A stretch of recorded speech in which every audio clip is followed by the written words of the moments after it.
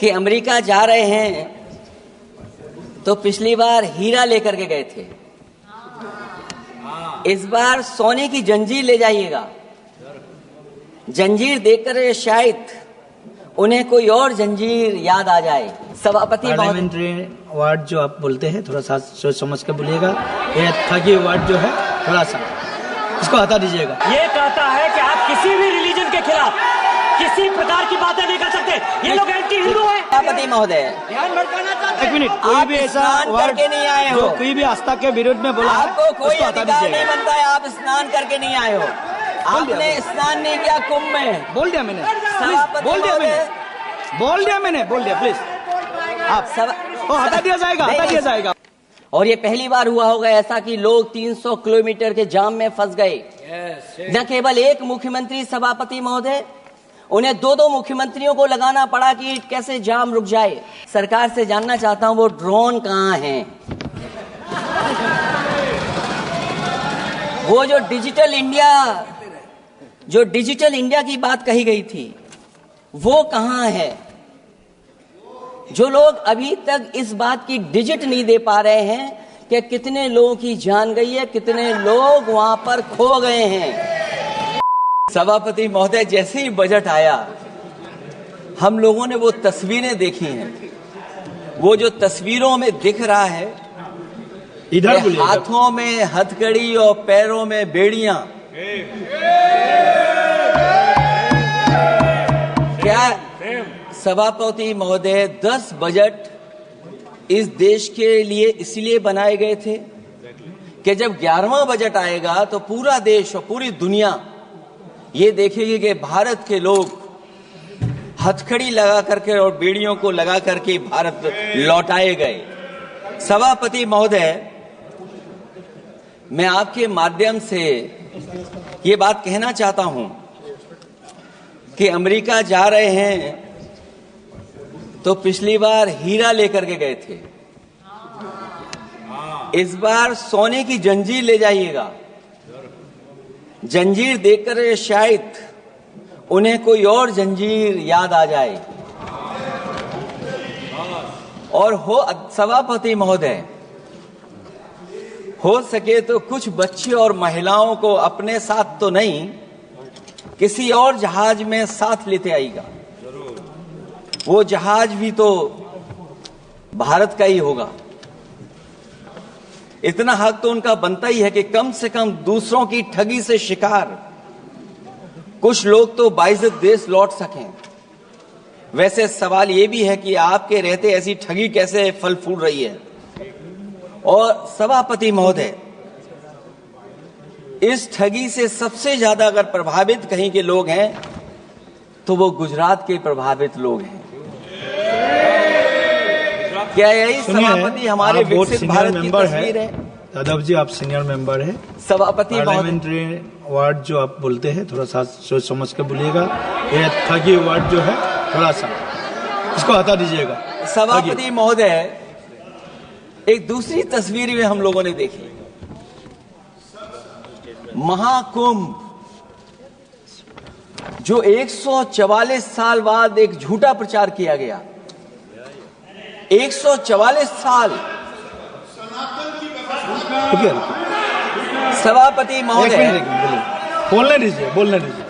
सभापति महोदय, कुछ पॉइंट रेज करा।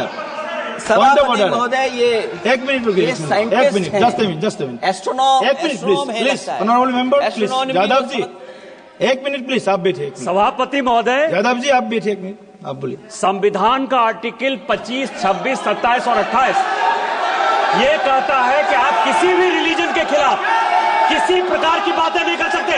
ये लोग एंटी हिंदू हैं। ठीक है, ये लोग एंटी हिंदू हैं। ठीक है, पूरे कांग्रेस के। I got the point, please. सब देख लेंगे इसको। I will see. Please be seated. आप लोग बैठिए, हम देख लेंगे। सभापति महोदय, हम देख लेंगे, आप बैठिए प्लीज। आप बोलिए, हम देख लेंगे। गौरव जी बोला है ना, प्लीज आप लोग बैठिए, बोलने दीजिए, नेता को बोलने दीजिए, माननीय नेताजी को बोलने दीजिए। वो महाकुंभ की तस्वीर, ये क्या हो रहा है? ये भड़काना चाहते हैं। सभापति महोदय, एक मिनट, कोई भी ऐसा वर्ड करके नहीं आए हो, जो कोई भी आस्था के विरुद्ध में बोला, आपको कोई उसको हटा अधिकार नहीं दीजिएगा। बनता है। आप स्नान करके नहीं आए हो, आपने स्नान नहीं किया कुंभ में। बोल दिया मैंने, सभापति बोल दिया महोदय, मैंने, बोल दिया प्लीज। आप वो हटा दिया जाएगा, हटा दिया जाएगा वो। सभापति महोदय, इन्होंने कुंभ में स्नान नहीं किया। आप इधर देखिए, शहर पर देखिए, उधर मत देखिए, शहर को संबोधन कीजिए। अगर फोटो आई होती तो मैं जैकेट वाली भी फोटो देख लेता। आपका कोई गलत फोटो दिखा है, सभापति महोदय, ऐसा लग रहा है। विकसित भारत की जो दूसरी तस्वीर देखी जी, वो तस्वीर न केवल हम लोगों को दुख पहुंचाती है, बल्कि तमाम वो सनातन को स्वीकार करने वाले लोग, उनको दुख पहुंचाया होगा। सभापति महोदय, अगर लोग तकलीफ में रहे, परेशानी में रहे, और ये पहली बार हुआ होगा ऐसा कि लोग 300 किलोमीटर के जाम में फंस गए। न केवल एक मुख्यमंत्री सभापति महोदय, उन्हें 2-2 मुख्यमंत्रियों को लगाना पड़ा कि कैसे जाम रुक जाए। सभापति, इसके साथ साथ इन्हीं के संगठन के लोगों को जब लगा कि वो व्यवस्था नहीं बना सकते, तो इतने दिनों बाद इनके संगठन के लोगों की अपील है कि भारतीय जनता पार्टी के कार्यकर्ता बाहर आए और लोगों को सुविधा दें, परेशानी दें। ये बात तब सभापति आई है जब लोग दुख, तकलीफ, परेशानी की वजह से इनके खिलाफ चिल्लाने लगे, इनके खिलाफ बोलने लगे। सभापति महोदय, मैं ये पूछना चाहता हूं, जिस स्नान के लिए प्रधानमंत्री गए हो, देश के राष्ट्रपति गए हो, उपराष्ट्रपति गए हो, मंत्री गए हो, क्या यही विकसित भारत की तस्वीर होगी जिसमें आप ट्रैफिक मैनेज नहीं कर पा रहे हैं? आप हर शहर में यह कहा गया कि कोई शहर से निकले नहीं, सबके सब वहीं पर रुक जाएं, आगे नहीं जा सकते, दर्शन नहीं कर सकते। अगर ये सच्चाई नहीं है सभापति महोदय, सब बॉर्डर सील हुए हैं, जितना भारत के लोग सब बॉर्डर सील हुए हैं, और फिर चांद पर पहुंचने का क्या फायदा जब जमीन की समस्याएं न दिखती हों आपको, जमीन की समस्याएं न दिखती हों। और सभापति महोदय, मैं सरकार से जानना चाहता हूं, वो ड्रोन कहां हैं? वो जो डिजिटल इंडिया की बात कही गई थी, वो कहां है? जो लोग अभी तक इस बात की डिजिट नहीं दे पा रहे हैं कि कितने लोगों की जान गई है, कितने लोग वहां पर खो गए हैं। सभापति महोदय, इधर विज्ञापन और कार्टूनों की बड़ी चर्चा हो रही थी। मुझे याद है कि एक दिन मैंने अखबार देखा, अंग्रेजी अखबार, और मैं समझता हूं ये माननीय सदस्य जितने लोग रहे होंगे उन्होंने वो अखबार जरूर देखा होगा, न्यूज़पेपर, और उसके फ्रंट पेज पर एक विज्ञापन था, और उस विज्ञापन की जो तस्वीर थी उसमें एक जानवर, मुझे पहचान में नहीं आ रहा, वो शायद गधा रहा होगा, वो जेल के अंदर है। मेरा मन नहीं माना, मैंने उसी दिन सरकार को जगाने के लिए लिखा, और मैं आज सभापति महोदय सरकार के माध्यम से जानना चाहता हूं कि डिजिटल इंडिया करते करते साइबर क्राइम, साइबर लूट और डिजिटल अरेस्ट कितना बढ़ गया है। और जो विज्ञापन दिया था, इस जानकारी के बाद वो विज्ञापन दोबारा अखबार में नहीं आया। वो विज्ञापन की तस्वीर मैं नहीं दिखा सकता हूं, मैं समझता हूं माननीय मंत्री जी उस विज्ञापन को जानते होंगे और देखा होगा उन्होंने। जो विज्ञापन दिया, जनता का भारतीय रिजर्व बैंक से यह सवाल है कि वो अपने ऐसे विज्ञापनों में किसको चित्रित कर रहे हैं और क्यों, और वो कहां से आया है? क्या यह कोई प्रतीकात्मक चित्रण है? यदि हां, तो वो जानवर किसका प्रतीक है? क्या उस सिस्टम का जिसके कंधे पर स्वच्छ और सुरक्षित बैंकिंग की नैतिक जिम्मेदारी है, या उस मंत्रालय का जिसको सुरक्षित बैंकिंग का दायित्व निभाना चाहिए? अगर ये चित्रण जनता को दिखाना चाह रहा है कि ये बहुत ही अनैतिक भी है, जनता इसके लिए मानहानि का दावा भी कर सकती है। अगर आरबीआई यही दिखाना चाह रहा है तो आप अपने खाता धारकों के प्रति बैंक का ऐसा नकारात्मक रवैया न केवल आपत्तिजनक है बल्कि घोर निंदनीय भी है। आरबीआई ऐसे विज्ञापनों से नहीं बल्कि अपने सिस्टम को चुस्त दुरुस्त करके वह जनता में बैंकिंग साक्षरता और बैंकिंग सजगता जागरूकता अभियान चलाकर जनता को सचेत और सावधान करें। उसी के बाद मैं समझता हूं जब भी हम लोग मोबाइल खोलते हैं कोई ना कोई आवाज सुनाई देती है उसके अंदर। क्या सभापति महोदय डिजिटल अरेस्ट के माध्यम से लाखों लाख रुपया नहीं लूटा जा रहा है? आखिरकार उसके लिए जिम्मेदार कौन है? कौन जिम्मेदार है उसके लिए? जो बजट दिया है, जो बजट में बातें निकल करके आ रही हैं, बजट में पीडीए के उत्थान के लिए कुछ भी नहीं है सभापति महोदय। और जो लोग अपनी जीडीपी की न जाने कितनी कहानियां बताते थे, आज वो जीडीपी रेट क्यों कम होता चला जा रहा है? क्यों जीडीपी 6.4% के आसपास पहुंच गई है?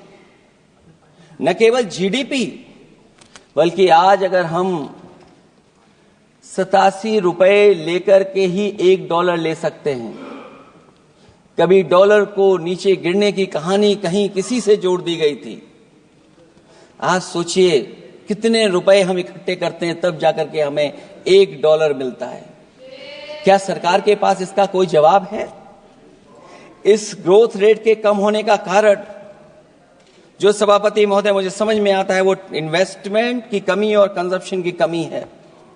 ये देश की आर्थिक विकास की स्थिति पर प्रश्न चिन्ह लगाता है। और यही नहीं, सभापति महोदय जो भेदभाव बढ़ता चला जा रहा है, जो खाई पैदा होती जा रही है, इन्हीं के आंकड़े बताते हैं कि खाई कितनी है। मुट्ठी भर लोगों के पास पूरे देश की संपदा पहुंच गई।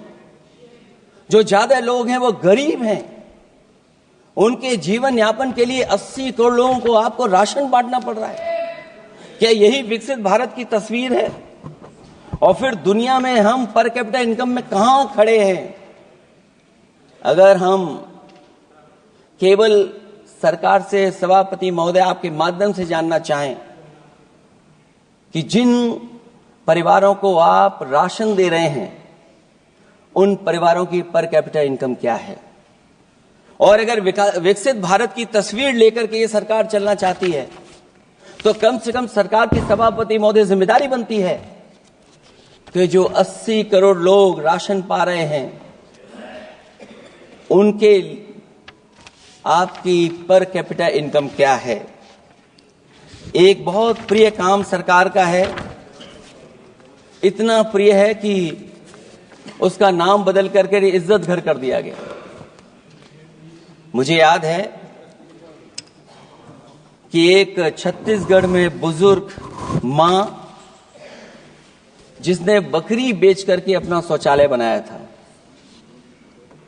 और बकरी बेचने के बाद शौचालय जब बनाया तो देश के प्रधानमंत्री जी ने उनका सम्मान किया। आखिरकार सवाल यह है कि बकरी उसे क्यों बेचनी पड़ गई? इसका मतलब यह है कि आपकी जो बनाई हुई स्कीम है वो जमीन पर नहीं पहुंच रही है, उसके लिए पर्याप्त पैसा नहीं पहुंच पा रहा है। आखिरकार पैसा क्यों नहीं पहुंचा, ये तो सरकार की जिम्मेदारी है। और फिर सभापति महोदय जो शौचालय बनाए हैं उनमें पानी किसी में नहीं पहुंचता। क्या यही विकसित भारत की तस्वीर बनेगी? वैसे तो सभापति महोदय हम लोग डबल इंजन बहुत सुनते थे, और अब इस बजट में 2 इंजन और बढ़ गए हैं। सभापति महोदय ये 4 इंजन वाला है बजट। 4 इंजन। लगता तो ऐसा है कि ये एक के बाद एक इंजन खराब हो गया होगा, इसीलिए इन्हें 4 इंजन लगाने पड़े हैं। ये जनता को धोखा दे रहे हैं 4 इंजन की बात कर करके। क्योंकि जब उत्तर प्रदेश को देखते हैं तो वहां पर जो डबल इंजन की सरकार चल रही है वो डबल ब्लंडर कर रही है। उनके डबल ब्लंडर देखने को मिलने हमें। और अगर ये 4 इंजन की सरकार है। जो सबसे पहला इंजन है सभापति महोदय, वो हमारे किसान और कृषि का है। 10 साल गुजरने के बाद भी और इतने बजट आने के बाद भी आज तक किसानों की आय दोगुनी नहीं हुई। यह हमारे तमाम माननीय सदस्य समय समय पर अपने क्षेत्र की जो समस्या है फसल को लेकर के सवाल खड़ा करते हैं। कई किसान नेता आंदोलन कर रहे हैं, अभी भी आंदोलन चल रहा है। सभापति महोदय, इस सरकार के पास जो विकसित भारत का सपना दिखा रही है, अभी तक किसान की आय दोगुनी कैसे हो उसका कोई रोड मैप नहीं है इनके पास। अगर कोई रोड मैप रहा हो तो बता दें हमें। और फिर एमएसपी की कानूनी गारंटी, सभापति महोदय, हजारों किसानों की जान चली गई कि एमएसपी को कानूनी गारंटी मिले, लेकिन आज भी वो गारंटी नहीं मिल पा रही है। क्या यही हमारा विकसित भारत होगा जिसमें किसान को एमएसपी नहीं मिलेगी, उसकी कोई गारंटी नहीं है? जो किसान की आय दोगुनी का सपना ले रहे थे, उन्होंने स्वामीनाथन जी को भारत रत्न तो दे दिया, लेकिन उनके कही हुई बातों को अभी तक नहीं पहुंचा पा रहे हैं। जो फसलें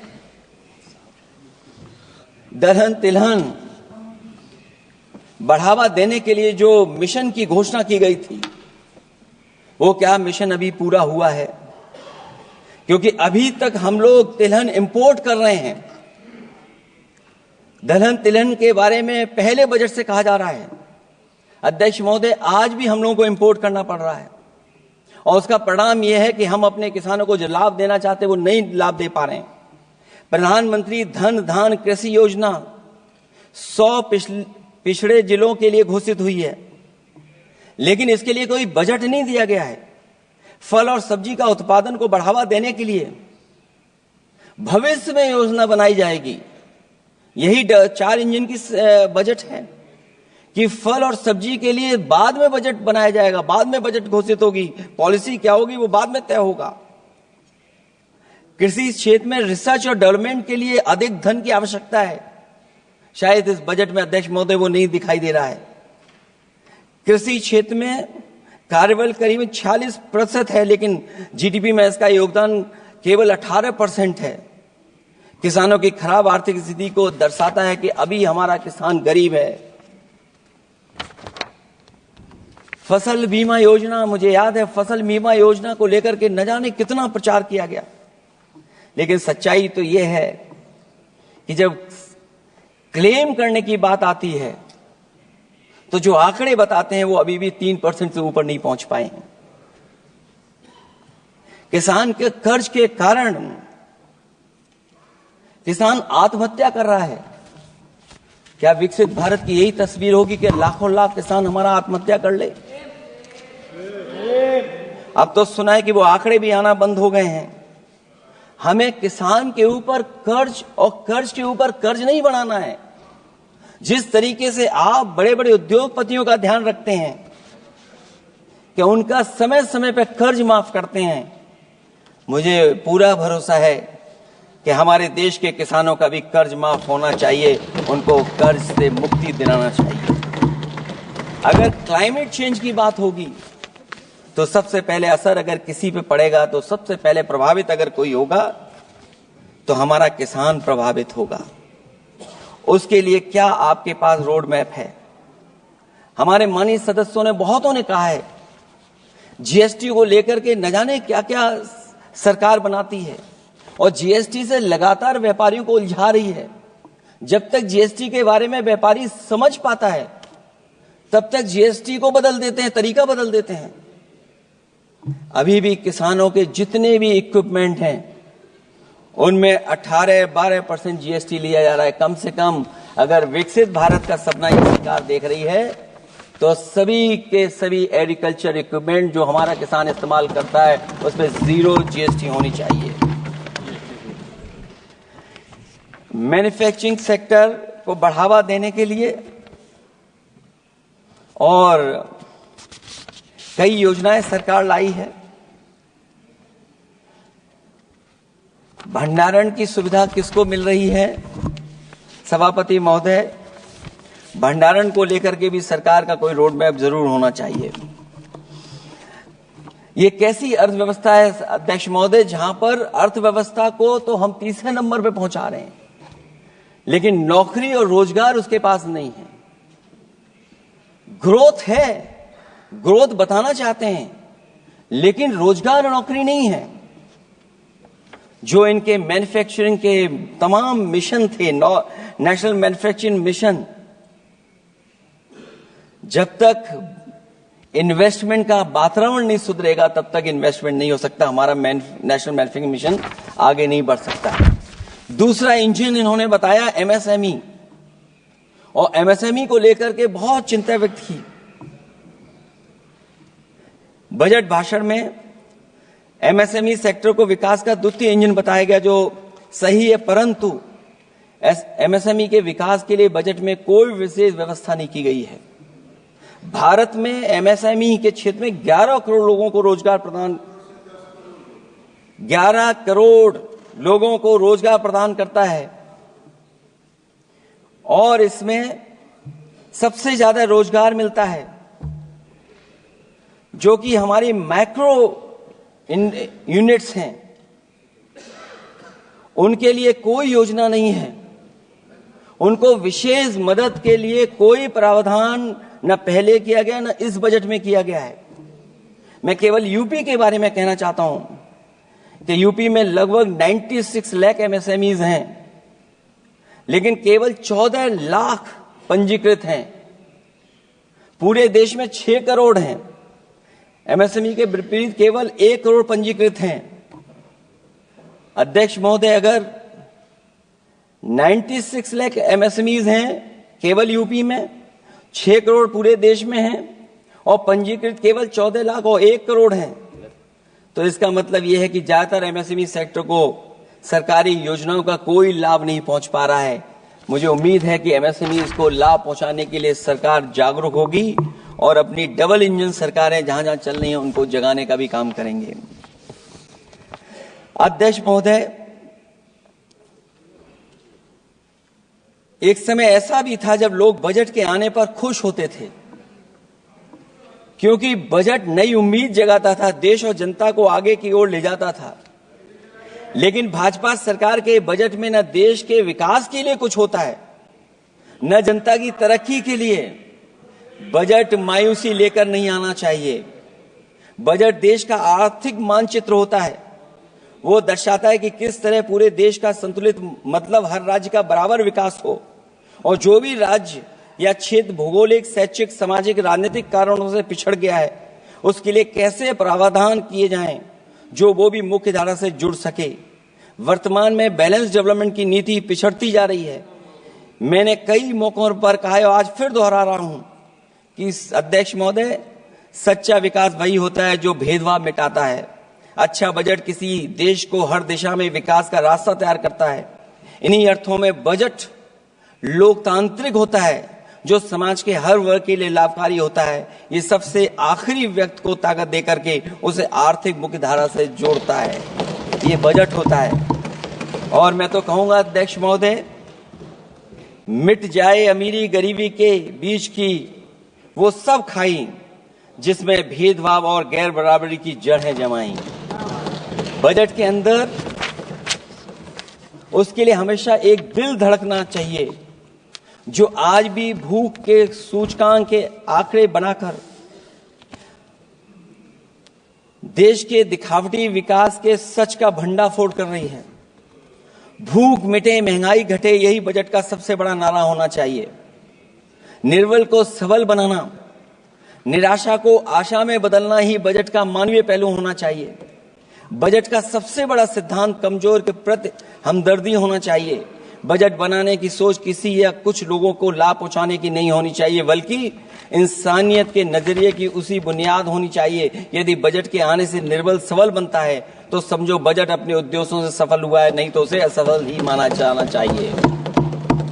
अध्यक्ष महोदय, रोटी की भूख किसानों को विश्वास में लेकर ही मिटाई जा सकती है, और मैंने पहले भी कहा, फिर दोहराता हूं उन बातों को। किसान को फसल का सही दाम दिलवाना और उसे बीज, खाद, पानी का इंतजाम करना, आवारा पशुओं से उनकी फसलों को बचाना। और ये आवारा पशुओं को अध्यक्ष महोदय मैं इसलिए कहना चाहता हूं, उत्तर प्रदेश के चुनाव में देश के प्रधानमंत्री जी आए थे, उन्होंने कहा था कि मैंने एक रोड मैप बनाया है और 2 हफ्ते मुझे लगेंगे, सरकार बनवा दीजिए, एक भी जानवर सड़क पर नहीं दिखाई देगा और किसान की जान नहीं जाएगी और न खेतों की बर्बादी होगी। लेकिन अध्यक्ष महोदय, मैं उत्तर प्रदेश के माननीय सदस्य चाहे इधर के हों उधर के हों, वो जानते होंगे कि इस तकलीफ और परेशानी से अभी भी किसान उभर नहीं पाया है और आज भी खेतों को उसे 4 दीवारी या तारों से जोड़ करके चलना पड़ रहा है। फसलों को बचाना सरकार की प्राथमिकता होनी चाहिए। इस मामले में जुमलेबाजी और झूठे वादे अच्छे नहीं। आंकड़े बताते हैं कि देश में बहुत सारे ऐसे कारोबार हो रहे हैं जो कारोबार बढ़ते चले जा रहे हैं। कई उद्योगपति कई गुना कारोबार से लाभ उठा रहे हैं। कई विदेशी कंपनियां इस धंधे में अरबों कमा रही हैं, लेकिन आलू का किसान इस लाभ से वंचित है। जहां अध्यक्ष महोदय बिहार के लिए मुनक्का को लेकर के अगर वोट बढ़ाए, मैं उसका स्वागत करता हूं। मखाने को लेकर के एक कदम आगे चला गया, मैं दूसरे स्टेट में पहुंच गया अध्यक्ष महोदय। लेकिन मखाने का जो बोर्ड बनाए, लेकिन हमारे साथियों मखाने का ध्यान रखना, जिस तरीके से पॉपकॉर्न का मीठे और नमकीन में जीएसटी में हेरफेर हो गया है, कहीं आपके मखाने में भी मीठे का जीएसटी अलग हो, नमकीन का अलग हो, गुड़ वाले का अलग हो मखाने में। हाँ, कहीं वैसा ही ना करेंगे। आज किसान का आंदोलित होना सरकार की विफलता का सबसे बड़ा उदाहरण है। सरकार और किसान के बीच भरोसे के बिना भूख नहीं मिटाई जा सकती है। समय पर बीज खाद को मिलना, कृषि ऋणों को माफ होना, एमएसपी दिलवाना सरकार का दायित्व है, वो इससे बच नहीं सकती। किसानों के हिस्से में काले कानून नहीं, सतरंगी भविष्य आना चाहिए और ये सरकार काले कानून ला करके हमारे किसानों को अपमानित करना चाहती है। वहीं अध्यक्ष महोदय, हमारे मानव संसाधन के लिए स्वास्थ्य एक बड़ी चुनौती है। चिकित्सा स्वास्थ्य में सुधार होना बेहद जरूरी है। आज के समय की सबसे बड़ी जरूरत है कि हर शरीर को पोषक आहार मिल सके, कार्य की दशाएं अच्छी हों, वर्क लाइफ बैलेंस सही हो, जिससे मानसिक रूप से भी लोग स्वस्थ रहें। इसके अलावा पर्यावरण को भी अब स्वास्थ्य के बड़े कारक के रूप में लेना होगा। एनवायरनमेंट को हेल्थ फैक्टर के रूप में देखना होगा। हर तरह के प्रदूषण को रोकना होगा, हरियाली बढ़ानी होगी। साथ ही एक बात और अहम है और वह है हर तरफ नकारात्मकता, नफरत का प्रचार। इससे इंसान के अंदर निगेटिविटी आती है, आपस का विश्वास और सौहार्द टूटता है। इसके परिणाम स्वरूप इमोशनल सपोर्ट सिस्टम फेल होने लगता है। फेक न्यूज लोगों को मानसिक रूप से धीरे धीरे बीमार बना रही है। इसे हर हाल में रोकना होगा। और अध्यक्ष महोदय, इसमें विपक्ष से ज्यादा सरकार की जिम्मेदारी है, क्योंकि कई मौकों पर हम लोग देखते हैं कि सरकार जितना अपने आप का प्रचार करना चाहती है, उससे ज्यादा दूसरों को कैसे बदनाम किया जाए उसके लिए प्रचार करती है। ये शायद सरकार की जिम्मेदारी बड़ी बनती है। इससे देश के मानव संसाधन में जो जानबूझ करके आपसी अविश्वास बढ़ाया जा रहा है और समाज में सौहार्द को भी जानबूझ करके घटाया जा रहा है, जिससे कुछ लोग अपनी सियासी रोटियां सेक सकें, इसके लिए सख्त कानून लाना चाहिए। अध्यक्ष महोदय, एक तरफ सरकार लोगों को सही इलाज नहीं दे पा रही है, दूसरे जीवन और स्वास्थ्य बीमा पर भी टैक्स लग रहा है। सरकार मुनाफा कमाने के लिए नहीं बनती है, बल्कि जनता के कल्याण के लिए बनती है। ये बात कुछ लोगों को याद रखनी चाहिए। अगर आप अध्यक्ष महोदय, अगर काम है भी तो सही दाम नहीं मिल रहा है। ये बात अगर एक पढ़े लिखे युवा के लिए सही है तो एक मजदूर के लिए भी दिन भर कमर तोड़ मेहनत तो करता है, लेकिन उतना पैसा मजदूरी में नहीं पाता है कि अपनों का अपना पेट भर सके। आज जबकि देश की अधिकांश आबादी युवा है, ऊर्जा से भरी हुई है, कुछ करना चाहती है, ऐसे में सरकार को सिर्फ ये करना है कि वो देश के कारोबारी वातावरण और व्यावसायिक व्यवस्था का निर्माण करे, लोगों के टैलेंट को पहचाने, उसकी सच में स्किल मैपिंग करे, जिससे युवा को प्रतिभाओं के अनुसार उसको काम रोजगार मिल सके, जिससे युवाओं को देश के निर्माण में अपना योगदान करने का मौका मिले। अध्यक्ष महोदय, जब से ये सरकार बनी है महंगाई बढ़ती चली जा रही है। महंगाई कहां पहुंच गई है सरकार को बेहतर पता है, आकलन है उनको। इसलिए अध्यक्ष महोदय, महंगाई एक ऐसी समस्या बनकर उभरी है जिसने हर कौर को भारी बना दिया है। जिस तरह सत्ता में बैठे हुए लोग राजनीतिक चंदे के नाम पर कंपनियों से उगाही कर रहे हैं, दरअसल वो भी दामों के बढ़ने का एक बहुत बड़ा कारण है। सरकार ने मुनाफाखोरी की लगाम खोल दी है और मुनाफाखोरों को छुट्टा बैल हो गए हैं। आजाद भारत के इतिहास में भी नोटबंदी और जीएसटी दो सबसे बड़े आर्थिक सुधार हैं, सुधार नहीं बल्कि सबसे बड़े आर्थिक विकार बनकर के उभरे हैं। और अध्यक्ष महोदय, मैं याद दिलाना चाहता हूं, नोटबंदी के समय पर बैंक की लाइन में एक मां लगी थी गर्भवती, जो बच्चा जन्म लिया उसका नाम हम लोगों ने खजांची रखा है। अब वो काफी बड़ा हो गया है, साइकिल भी चला लेता है। अध्यक्ष महोदय, मैं कहूंगा सरकार से कम उसको ही गोद ले लें आप। अध्यक्ष महोदय, मैं चाहूंगा कि आप उसको गोद ले लीजिए। नाम जब आप गोद ले लेंगे तो नाम भी आप अपने हिसाब से रख पाएंगे। किसी भी आर्थिक सुधार का लक्ष्य ये होता है कि आर्थिक गतिविधियां सुचारू रूप से चल सकें और आसान होंगे, जिससे अर्थव्यवस्था दिन दूनी रात चौगनी तरक्की करे। लेकिन इन सुधारों के आने के बाद से अर्थव्यवस्था की गति कछुआ की चाल जैसी हो गई है, जिसकी प्रमाण है कंपनियों की ग्रोथ का काम होना, उनकी बिक्री का घट जाना, यहां तक कि फास्ट मूविंग कंज्यूमर गुड्स भी 2% से ज्यादा आगे नहीं बढ़ पा रहा है। इसका सीधा मतलब यह है कि लोगों के पास पैसों की किल्लत हो गई है और वो रोजमर्रा की जरूरत तक खर्च नहीं करना चाहते हैं। ऐसे में उनकी बचत कहां से होगी, और जब बचत नहीं होगी तो लोग क्या तो खाएंगे और क्या बाजार में लगाएंगे। लोगों में भविष्य को लेकर कितनी अनिश्चितता और चिंता है कि वो अपने जमा पैसे अपने पास ही रखना चाहते हैं। इसलिए व्यापार में बढ़ोतरी नहीं हो पा रही है, बैंकों में भारी किल्लत है, पूंजी का निर्माण नहीं हो पा रहा है और लोग निवेश के लिए आगे नहीं आ रहे हैं। और इसलिए मैं अध्यक्ष महोदय कहना चाहता हूं कि उत्तर प्रदेश सरकार ने एक बहुत बड़ा आयोजन किया था, इन्वेस्टमेंट मीट, 40 लाख करोड़ का एमओयू हुआ। मैं अध्यक्ष महोदय आपके माध्यम से जानना चाहता हूं सरकार से, अध्यक्ष महोदय मैं आपके माध्यम से सरकार से जानना चाहता हूं कि जो अपने आप को डबल इंजन की सरकार कह रहे हैं, वो उत्तर प्रदेश के इन्वेस्टमेंट के लिए क्या सहयोग कर रहे हैं। ये दुर्भाग्यपूर्ण है कि आत्मनिर्भरता की बात करते हुए भी हमारा शेयर बाजार विदेशी निवेशकों पर निर्भर करने लगा है। जब वो पैसे लगा देते हैं तो शेयर बाजार में उछाल आ जाता है, नहीं तो उसे धड़ाम होते देर नहीं लगती है और एक एक दिन में हमारे निवेशकों का लाखों करोड़ों का नुकसान हो जाता है। इसका एक बड़ा शिकार हमारी युवा पीढ़ी भी हो रही है, जो देखा देखी में पैसे तो लगा देती है लेकिन शेयर की खरीद फरोख्त से पैसा कमाने वाले बिचौलियों की गहरी चाल को समझ नहीं पाती है। ये खेल बंद होना चाहिए और जिम्मेदारी सरकार की बनती है कि खेल ये बंद हो। सेबी को अपना काम निष्पक्ष करना चाहिए और अर्थव्यवस्था की निगरानी व्यवस्था सच्ची नीयत के साथ सजग और सचेत होनी चाहिए। सिक्योरिटी मार्केट से बाहर होनी चाहिए। अध्यक्ष महोदय, आज जिस तरह विदेशी निवेशक धीरे धीरे भारतीय बाजार से अपना पैसा बाहर निकाल रहे हैं, वो दर्शाता है कि हमारी अर्थव्यवस्था से अब उनका भरोसा उठ गया है। उन्हें दूसरे देशों से अधिक लाभ कमाने की उम्मीद है, इसलिए वो अपना पैसा यहां से निकालकर दूसरे देशों में लगा रहे हैं और हमारा शेयर मार्केट उनकी वजह से हिचकोले खा रहा है। अध्यक्ष महोदय,